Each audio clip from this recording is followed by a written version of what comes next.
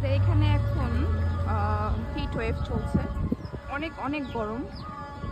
বের হয়েছিলাম আমরা, বাসায় এসে দেখি পাশের রোডে মনে হয় আগুন লেগেছে।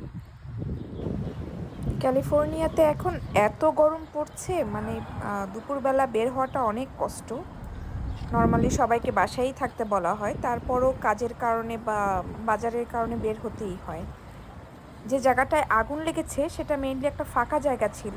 আর ক্যালিফোর্নিয়াতে হচ্ছে কি বলবো আমরা, যে যে কোনো ধরনের মাদক যেগুলো, যেমন হচ্ছে এগুলো খুবই সস্তা এবং খুব ইজিলি পাওয়া যায়, কোনো রকম লাইসেন্স বা কোনো কিছুই লাগে না এগুলো কেনার জন্য। বয়স 18-এর উপরে হলেই আপনি এই সকল জিনিসগুলো খেতে পারবেন, কিনতে পারবেন। তো এরা করে কি, ড্রিঙ্ক করে মাতাল হয়ে থাকে। মাতালরা এরা হোমলেস বেশি, এই হোমলেসরা করে ফাঁকা জায়গাগুলোতে গিয়ে বাসা বাঁধে, আর কিছুদিন পর পরই এখানে ওখানে আগুন লাগিয়ে দেয়। এইখানেও সেম আমার মনে হয় আগুন লাগিয়েছে কোনো হোমলেসরাই।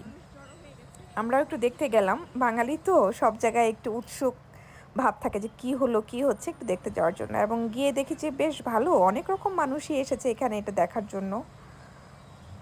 আমরাও একটু গিয়ে দেখার চেষ্টা করছিলাম। এখানে যদিও রাস্তাটা ব্লক করে রেখেছে পুলিশের গাড়ি, আর অ্যাম্বুলেন্স আছে এখানে, ফায়ার ট্রাকগুলোও আছে।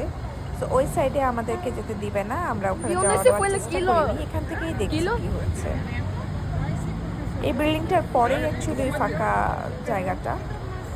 এই তো দেখা, ওখানে যেহেতু যেতে পারবো না তাই ভাবলাম থাক বাসায় চলে যাই, যেহেতু অনেক গরম বাহিরে, আমরা বাসার দিকেই চলে যাচ্ছি। আবার দেখা হবে, আল্লাহ হাফেজ।